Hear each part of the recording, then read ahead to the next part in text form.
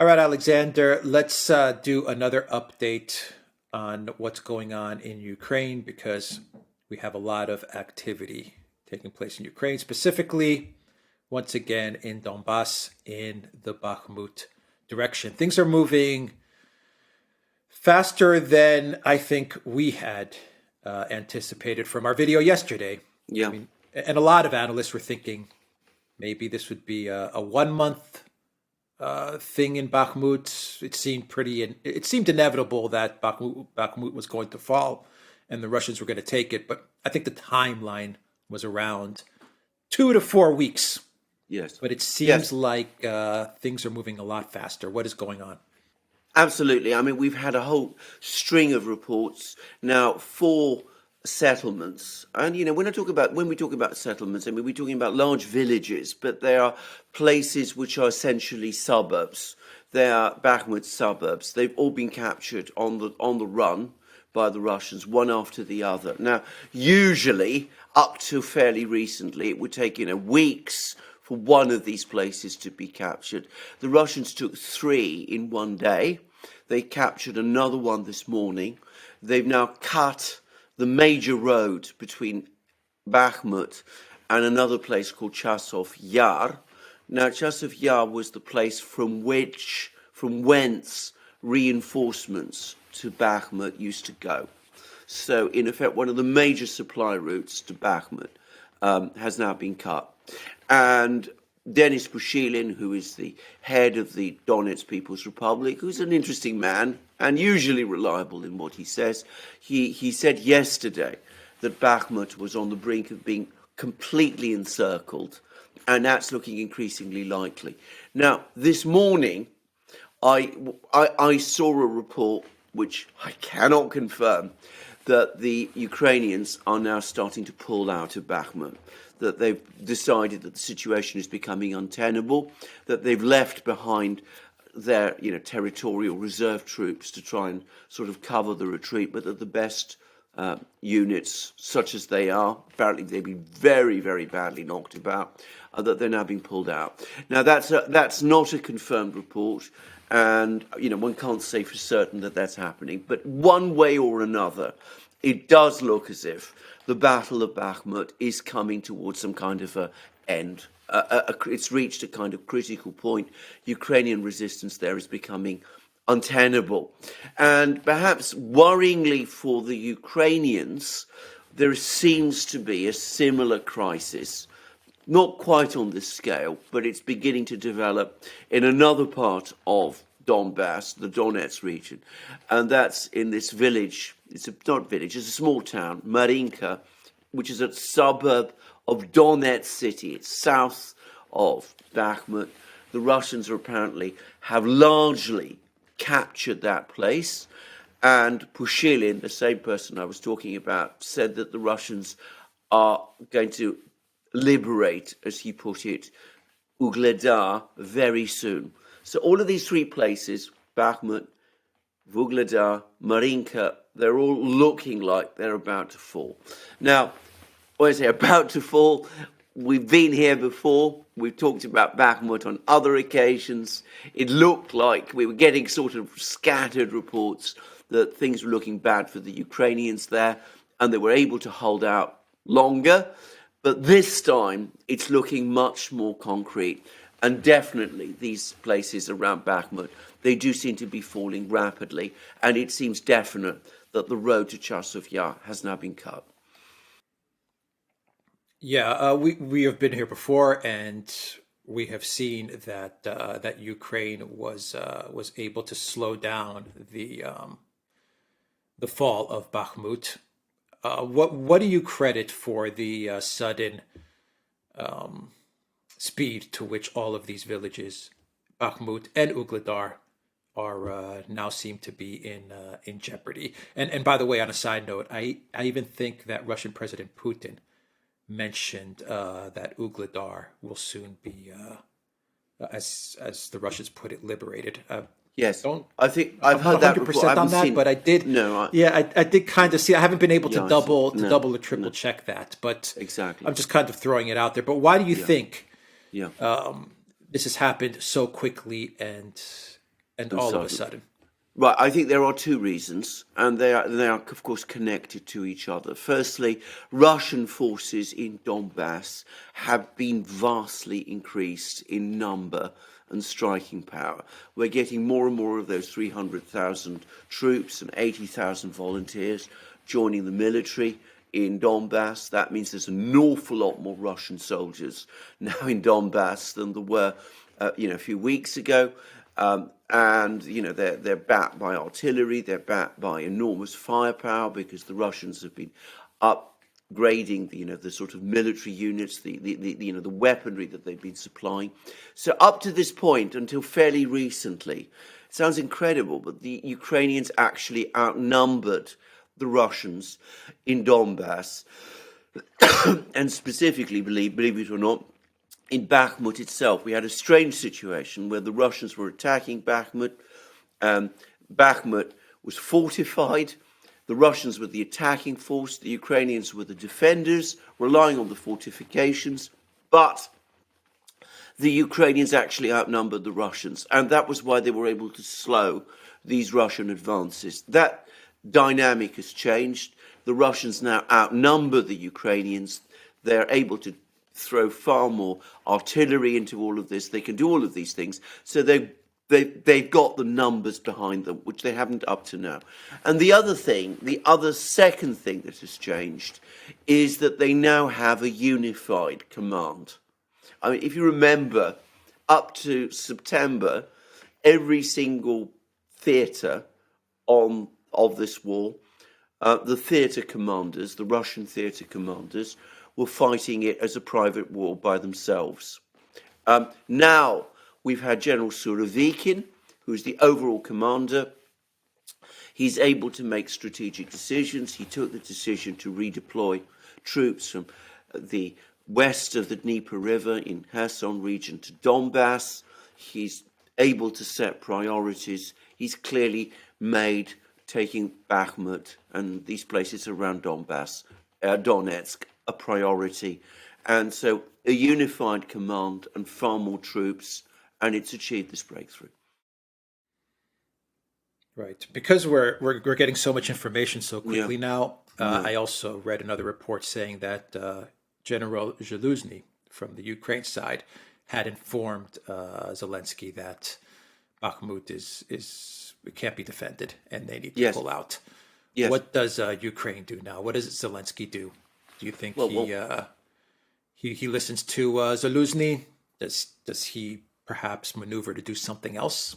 Yeah, that's always the problem because, of course, this has been a recurring story. I mean, Zaluzhny has been telling at various points in the war, he's been giving what looks like realistic advice to Zelensky, and Zelensky doesn't listen to that advice. He orders troops to hold out as long as they can. So that happened with Mariupol. That happened in Severodonetsk, Lysychansk. The result is Ukrainian losses have been higher than they needed to be. The result is that the defeat when it came was worse than it should have been. Now, I don't know what Zelensky is going to do, whether he's going to listen to what Zaluzhny says. The pattern has been for the Ukrainians to try to hold on as long as they can. And I suspect Zelensky's instinct will be to try to dig in Bakhmut, however bad the situation is.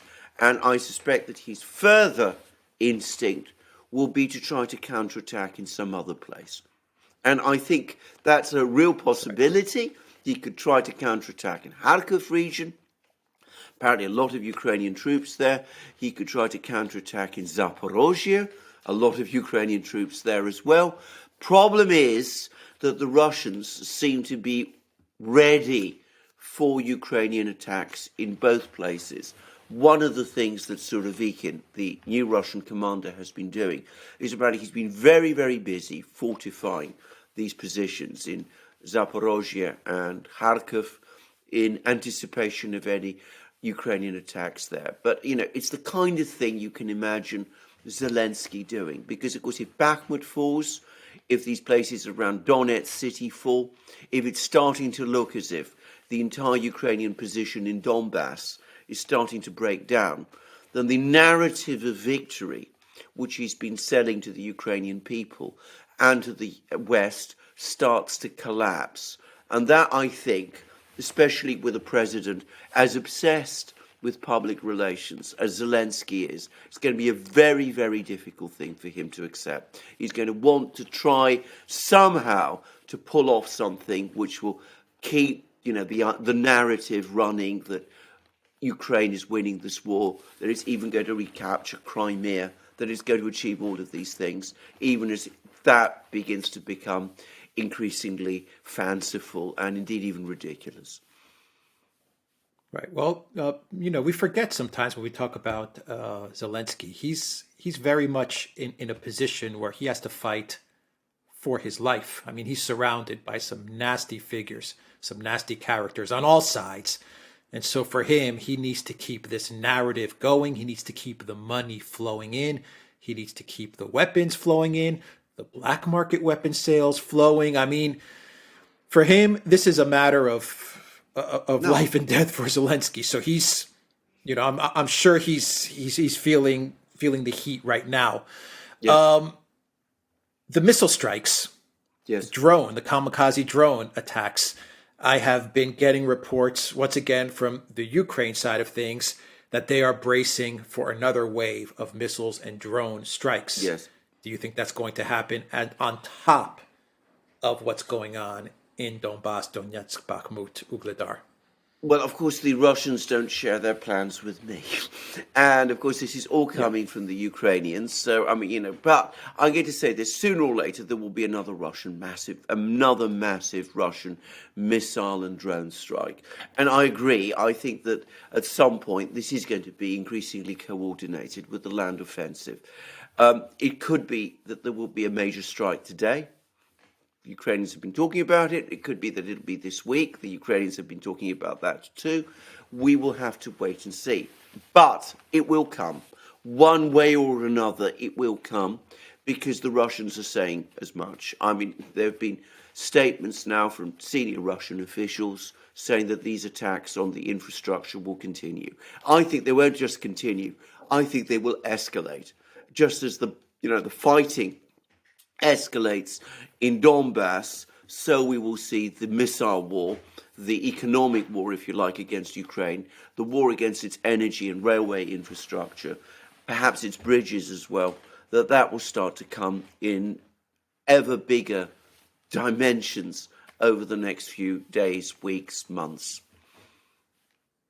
Right. So the European Union, they're desperately trying to figure out ways to keep the citizens of Ukraine in Ukraine. I understand what they're doing. They're saying they're going to send hundreds of generators and they're going to send people to fix the electric grid.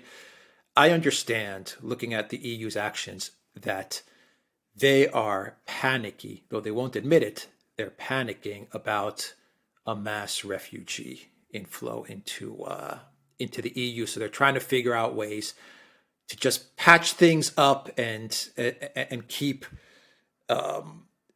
Ukraine citizens who are going to be fleeing from the blackouts and the terrible situation that's developing in Ukraine into Europe.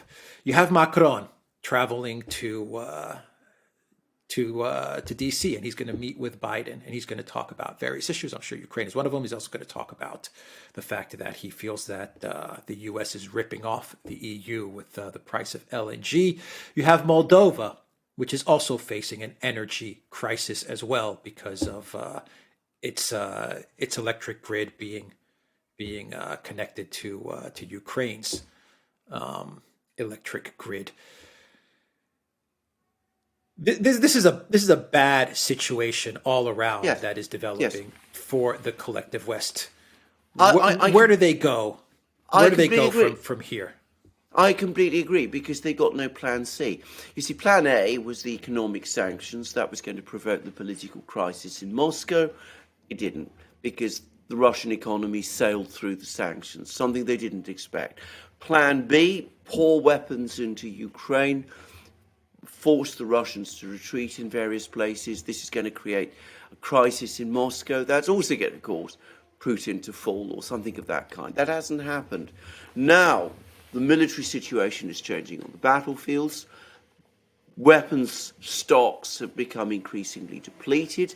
We're even getting reports now that the Pentagon is trying to tell the Ukrainians, slow down the amount of artillery you're using. You seem to think that we can supply you with our unlimited numbers of shells. We don't have unlimited numbers of shells to supply you. There have even been reports about this. I mean, that was in the New York Times. I mean, a ludicrous thing to tell Ukraine. I mean, how can the Ukrainians fight if they're facing 20 to 50,000 rounds a day from the Russians and they can only fire back 2,000? I mean, this is ludicrous things.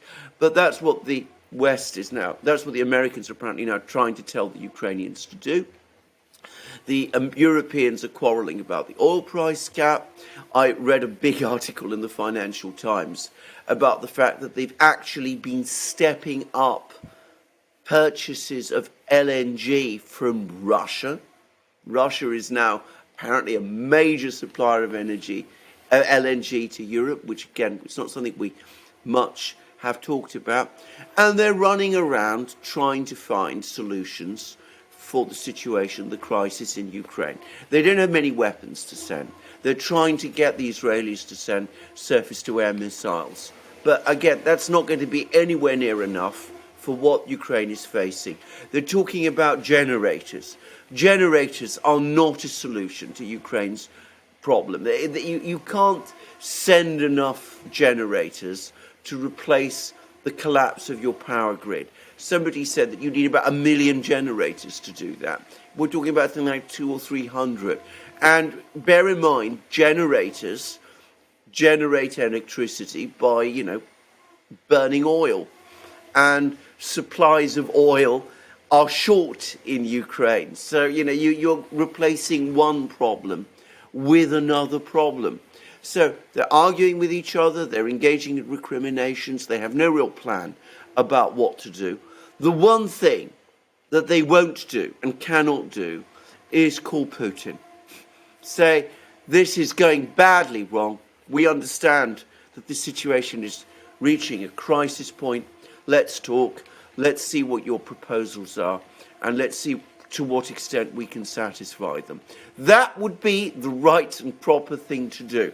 And telling Zelensky and, he's all these dangerous people that he's surrounded with, we're very sorry, but we've reached the limit of what we can do. We're going to have to negotiate with Putin, and we advise you to do the same.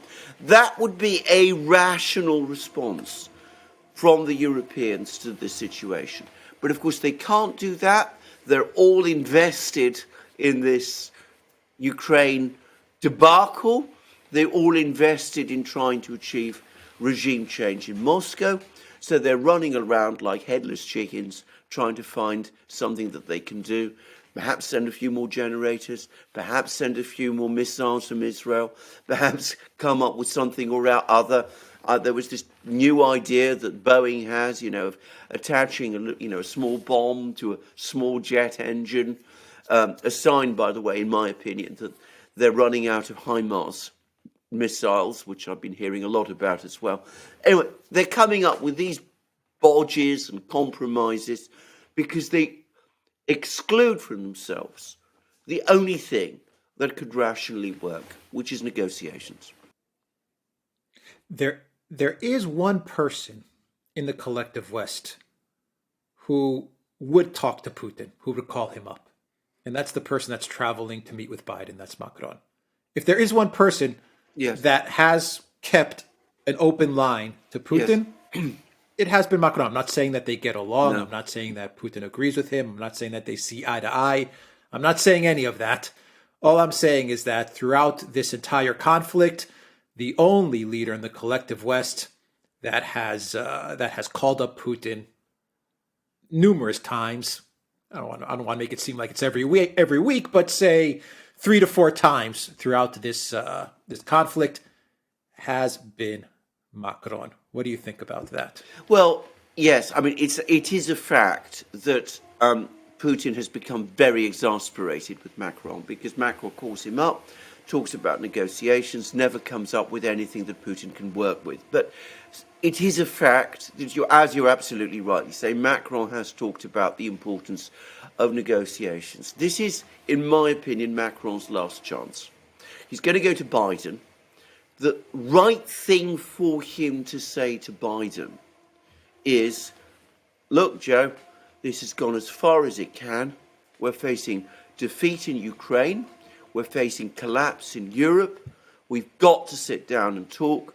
You've got to tell your hardliners, you've got to tell Blinken and Sullivan and Nuland and all these terrible people that this thing isn't working any longer, because European solidarity is going to start crumbling. The European economy is going to start crumbling. It's going to have a back effect on you at some point as well. And we've got to talk to Putin. We've got to put aside the whole regime change idea. We've got to put aside the idea of Ukraine ever joining NATO, Ukraine ever joining the EU. We've got to accept that most of eastern Ukraine is going to end up under Russian control. We've got to accept even that the Russians are going to establish some kind of political ascendancy in Kiev itself. But that's what we must do. We must cut that deal. Does Macron have the guts to do that? Does he have the intelligence and the political courage to talk straightforwardly to Biden in that way? Well, you shook your head, and so would I. I don't think he does. So yes, he's kept lines of communication to Putin open, but I suspect that the reason he did that was that he wanted to accept Putin's terms of surrender. He never expected to be in the position that he would have to be the person passing on to Putin the West's, request that he accept our terms of surrender, if I could put it like that. Okay, a final question. I've been reading over the past couple of days a few articles talking about how the Biden White House has achieved a strategic win in Ukraine. I'm not talking about only the war, but in general, they've achieved a type of strategic win. NATO is more unified than ever. The Russian military is in shambles. The Russian economy is in shambles. I mean, you know the talking points. The EU is severed from Russia, and now it's going to sever itself from Beijing as well. So the EU is also 100% in the pocket of the United States. Allies in the Pacific are also united against China. I mean, the general talking points that we've covered on this channel for over the past 9 months, I've seen them now kind of packaged together in various articles, specifically a Bloomberg article I read yesterday, which made those points. And I just think to myself, in order to avoid, for the United States, the Biden White House, in order to avoid another Afghanistan debacle, wouldn't it be best for Biden in the White House to just dump Ukraine? Yes. Dump it on the EU, cut it loose, claim a victory, use BBC, CNN, MSNBC to talk up all your achievements and everything you've done for NATO and for business and for bringing over European business to the United States and the damage that you've done to Russia and how you're now ready to take on China. All these things, just talk them up, claim a victory, and avoid what happened in Afghanistan. Wouldn't that be the best policy for the Biden White House at this moment? Absolutely. And one got the sense a few weeks ago that there were some people murmuring, from the Pentagon principally, General Milley and people like that, suggesting that's the right thing to do. But of course, inevitably, the neocons opposed it and the neocons won. As they always do. The neocons always win these battles, internal battles in Washington. But you're absolutely right. That is what they should do. But of course, they're not going to do it because neocons never do that. What we're going to see instead, and there was an article in Bloomberg, which I saw about, looking to find, send F-16s, Patriot missiles, do all those kind of things. In other words, try to match Russia's escalation. And of course, that's an incredibly dangerous strategy, but that's the instinct that the neocons have. That's not just their instinct, that's what's going to be their demands. As Ukraine starts to crumble, as the problems in Europe start to grow, as that lovely narrative of America having achieved lots of things starts to fracture, because it is. I mean, once, a few months ago, I went along with that view. I too thought that the Americans had done rather well out of this crisis, that they had in fact succeeded in consolidating bloc discipline, for example, that they had indeed severed connections between Russia and Europe. And up to a point, they have. But They have. with They every have. day I mean, now, they've blown up pipelines. They have. they've blown up pipelines. I know. With every day now, we're starting to see that the cost of that success is starting to grow. Now, logically, they should cash in their winnings and stop. But these people don't know how to stop. That's the trouble. As I said, what they're going to do instead is they're going to agitate for more to be sent to Ukraine, for more pressure on the Europeans, more pressure on the Europeans to break with the Chinese, and they're going to find some people in Europe who will support them. Yeah, but Europe's going to break. Yeah, exactly. Exactly. Europe is going to break Exactly. in the end, yeah. Exactly. But every single neocon venture has ended in this way. I mean, every single neocon venture that I can think of, they always start strong. There's always, claims that things are going incredibly well. Baghdad falls, Kabul falls. Also, we install the people we want. Everything's going our way, and then eventually, the problems accumulate. And the whole thing eventually unravels. And the thing about the neocons is they never learn from that. Always the lesson they take away is that the reason things have gone wrong is because we didn't escalate even more.